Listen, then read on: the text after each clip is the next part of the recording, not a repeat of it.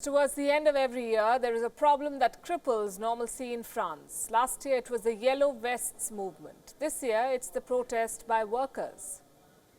For 2 straight days now, the country has been at a standstill. Violence on the streets, fire, tear gas, clashes, protesters entering railway stations with torches and smoke bombs, transport system in chaos. This is a massive strike.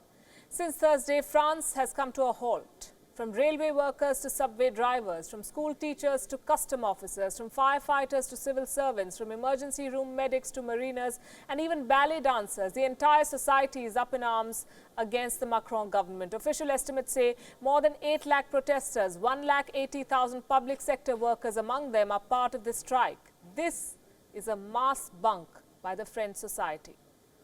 And the imagery is striking. Smashed windows, fires on roads and public spaces. This is yet another instance of a government out of tune with the ground realities.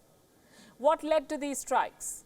A pension reform planned by Emmanuel Macron, the investment banker turned president, the man who wants to bring in reforms irrespective of public opinion. Let me list the details. Macron wants to introduce a single points pension system.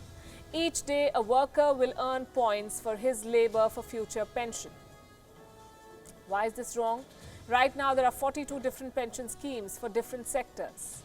The next aspect is the retirement age. France has the lowest retirement age among OECD countries, 62 years.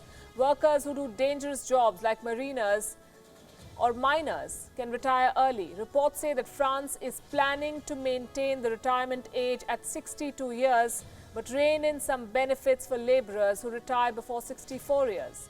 France spends among the most in public pensions in the world, highest among OECD countries. If the current pension system continues, the country will run a deficit of nearly $19 billion by 2025, nearly 1% of the GDP.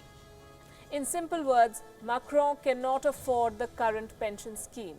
But there is a strong reason for workers to be angry. Unions are strong in France.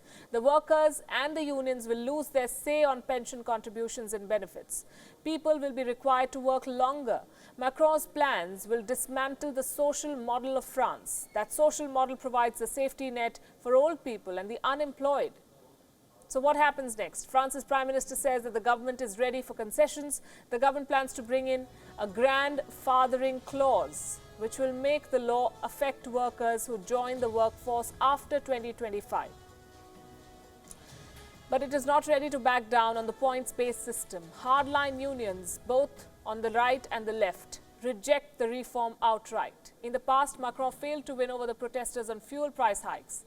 But he was forced through the labor reforms, state-owned rail sector reforms, despite the opposition.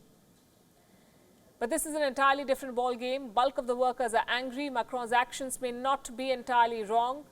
For sure, reforms are needed, but the protests show that these workers, their needs and concerns were not taken into consideration while planning the reform.